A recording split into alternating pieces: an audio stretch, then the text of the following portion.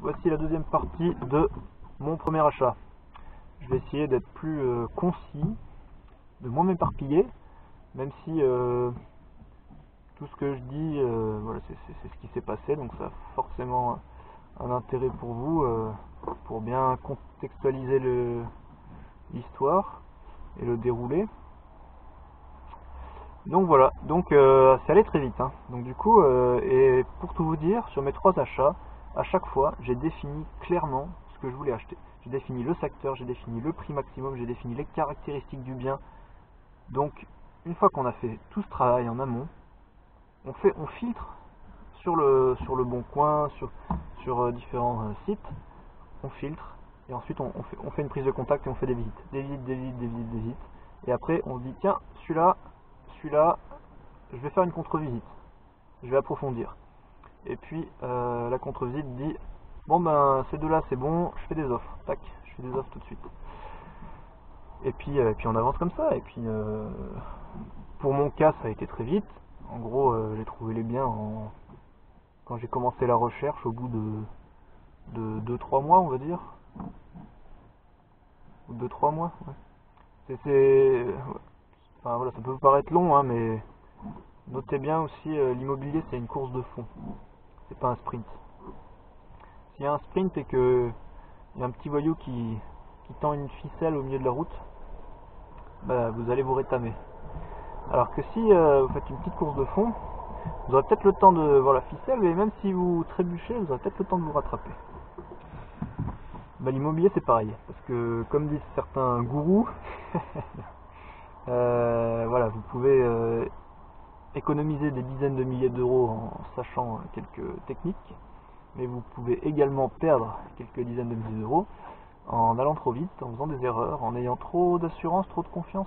Il faut toujours bien réfléchir, toujours être proactif, anticiper les étapes suivantes. Voilà, c'est vraiment, il y a vraiment un mindset à avoir. C'est ça que moi j'aime beaucoup dans l'immobilier, c'est que ça nous amène vraiment à nous dépasser. On doit avoir de multiples compétences. Voilà, on peut pas déléguer tout enfin si on peut, mais dans ce cas-là on gagne des clopinettes, quoi. On fait pas de l'immobilier rentable. Si on veut avancer dans l'immobilier et puis s'en sortir quand on part entre guillemets de zéro, on est obligé d'optimiser les choses et de faire les choses vraiment consciencieusement, que tout soit calculé, et puis voilà. Allez, je rentre dans le vif du sujet, je reviens. Donc du coup, on signe le compromis. Donc j'avais pas de notaire, donc j'ai cherché un notaire, j'en ai appelé pas mal. Il y en a un, il m'a rappelé. Et puis en fait, ce que j'ai fait, c'est que je leur ai demandé une estimation de leurs frais de notaire. Et puis je sais pas pourquoi j'avais eu cette réflexion, mais du coup j'étais parti sur... je me suis dit, celui qui me fait une estimation des frais les plus faibles, c'est celui que je vais prendre. Bon, ça fait qu'on met moins d'argent sur la table au début, mais après il faut savoir que au bout de... ça peut durer jusqu'à 2 ans dans certaines villes. Des fois c'est très long, moi ça a duré... ça a duré 1 an, 1 an et demi je crois. Ils vous rendent le reliquat, en fait ils calculent le réel coût, je sais plus précisément, c'est de l'inscription aux hypothèques, quelque chose comme ça. Et donc une fois que c'est fait, ils vous restituent le trop versé, quoi. Donc c'est des sommes, si c'est bien calculé, moi la première fois justement il m'avait rendu 200 euros je crois. Donc voilà, il avait pas mal calculé, quoi. Il était assez proche du budget réel, et puis il n'y avait que 200 euros qui ont été bloqués pendant 1 an et demi, 2 ans, et que j'ai retrouvé ensuite après.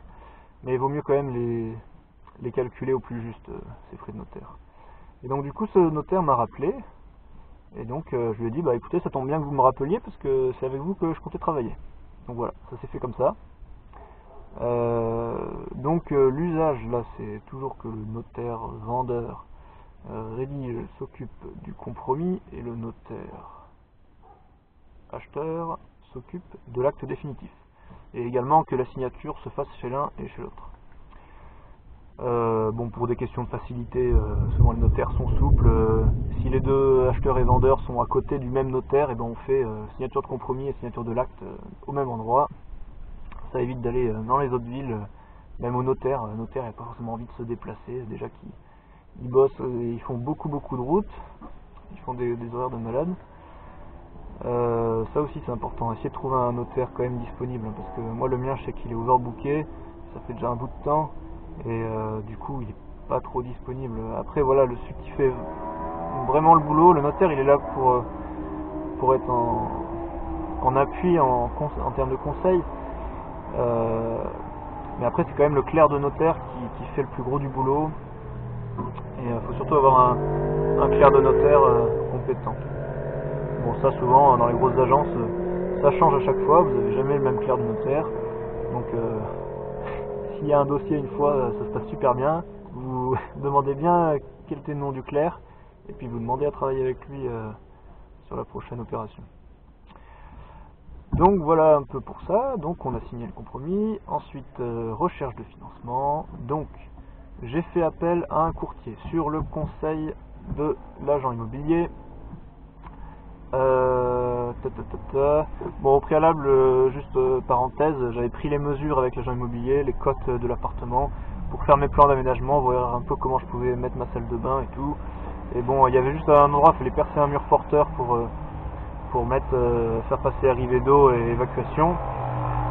Mais voilà, bon. J'avais pas anticipé à l'époque que normalement quand tu perces un mur porteur, il faut l'accord de la copro. Bon, tout le monde le fait pas, hein, quand c'est des trous, voilà, quand c'est un trou de 60 pour passer des évacuations de douche ou de lavabo, ouais, de douche, c'est pas toujours fait. Après, il faut quand même prendre la mesure. Enfin voilà, si vous êtes en rez-de-chaussée d'une tour de, je sais pas, 15 étages, quand même si ça se fait fissurer partout, bah là vous êtes très mal. Donc des fois il faut quand même demander l'accord, et puis ne pas hésiter quand on a un doute à faire passer un huissier pour bien définir comment étaient les choses avant, comment elles le sont après, parce qu'après on peut vous avoir reproché d'avoir fait apparaître cette fissure et d'avoir mis en péril le bâtiment. Enfin bref, il peut toujours arriver des histoires extravagantes dans l'immobilier. C'est ça qui est génial, mais un peu lourd quand même parfois.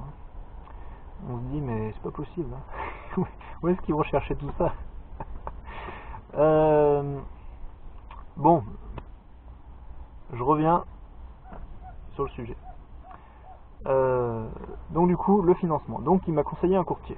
Donc j'ai travaillé avec ce courtier, mais ce courtier fonctionnait un peu comme beaucoup de banques. Il laisse traîner les choses, tout. Parce qu'il n'a pas envie, comme les banquiers, ils n'ont pas envie qu'au dernier moment, hop, on ait une offre de prêt, tac, on aille voir une autre banque pour faire jouer la concurrence. Parce que c'est ce qui se pratique beaucoup, hein. On veut tous avoir les meilleurs taux, voilà, les meilleures conditions. Donc c'est ce qu'on beaucoup font. Donc du coup il a fait tourner, il a fait passer le temps. Et puis à la fin il m'a pris un rendez-vous avec Crédit Agricole, qui avait un taux intéressant. Et donc ils ont dit ah on fait le compte, machin, on fait ça. J'ai dit oui d'accord, oui.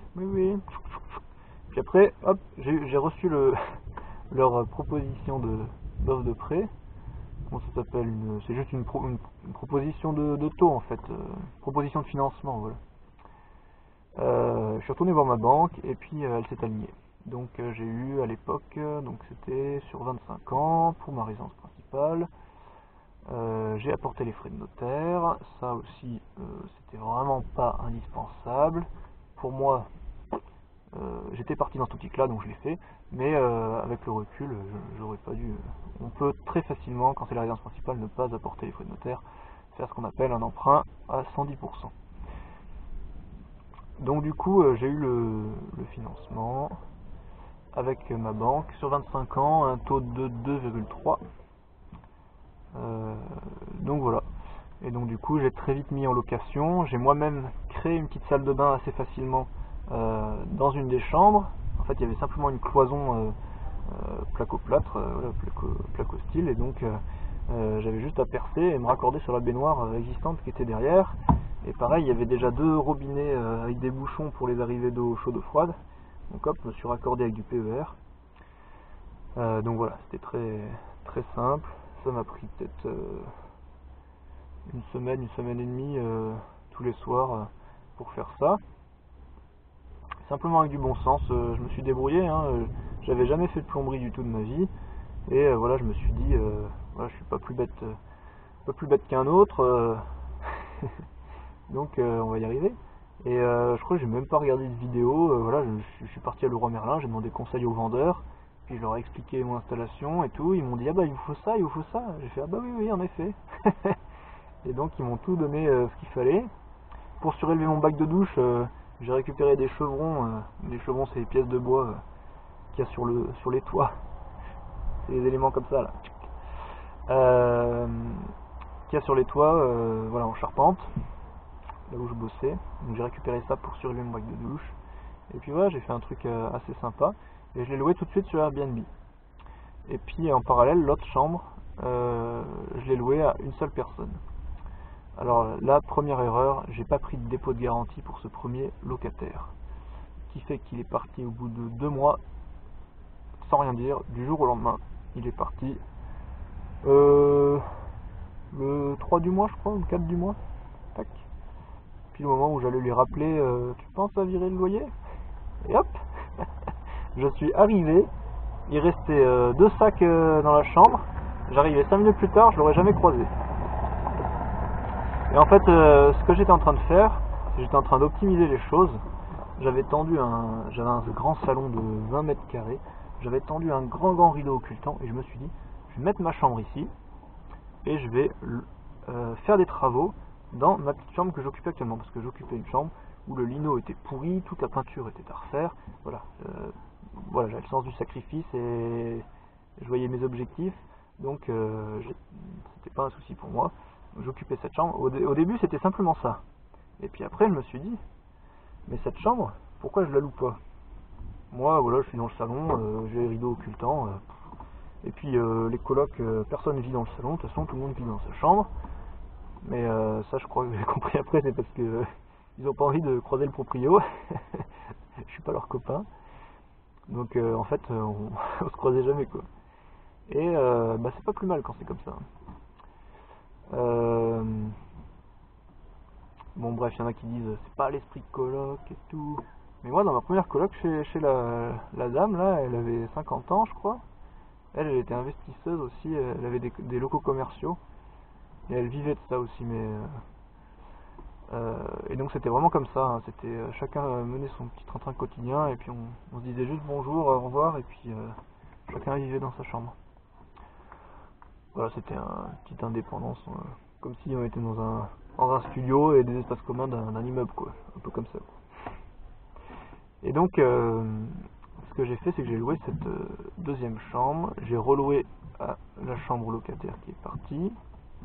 Tous les meubles, j'ai acheté des mobiliers d'occasion, j'ai quand même acheté du mobilier de qualité, mais d'occasion c'est pas un dépôt-vente, c'est une association qui récupère, c'est Scout de Cluse, pour ceux qui connaissent. Dédicace à mon ami Steph, le directeur de Scout d'Annecy. Et donc j'ai acheté le mobilier là-bas. Et donc j'ai loué ces 2 chambres, plus l'autre en Airbnb.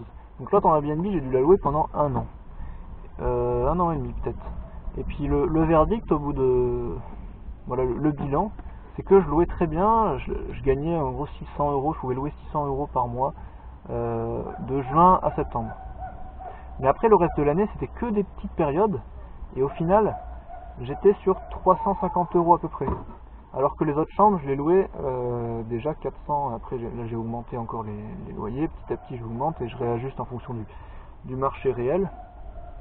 Voilà, pour être pile poil au bon niveau. C'est ça qui est pratique aussi, il y a beaucoup de turnover sur la colocation, mais justement on peut réajuster et augmenter le loyer. Voilà, quand les loyers montent, si les loyers ont tendance à baisser, là c'est plus compliqué, mais moi dans mon cas c'est en train de monter. Donc du coup on peut réajuster et puis augmenter son cash flow également avec le temps. Et donc du coup 350 € alors que les autres je les louais 400 et aujourd'hui on est plus à 450. Donc et cette chambre là maintenant je le loue 480.